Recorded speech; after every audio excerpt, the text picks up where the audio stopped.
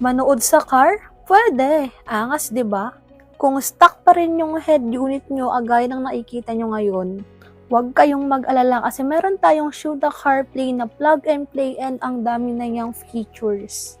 Kung trip mo yung sound trip and maps lang, pinutin mo lang yung CarPlay natin dito and i-connect mo through Bluetooth.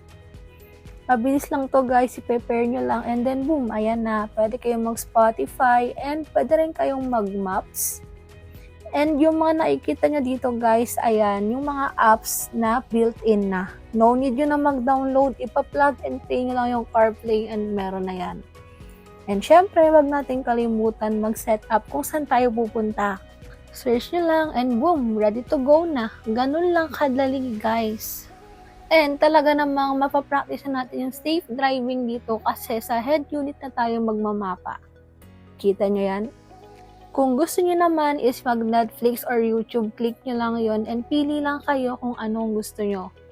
And ito pa nga yung mga other apps na pwede nyo pang gamitin sa head unit nyo. Ang galing, diba? And guys, hindi nyo na kailangan bumili ng libo-libong mahigit na head unit para paltan yan. Itong CarPlay lang yung sagot, kaya mag-check out na kayo. Go!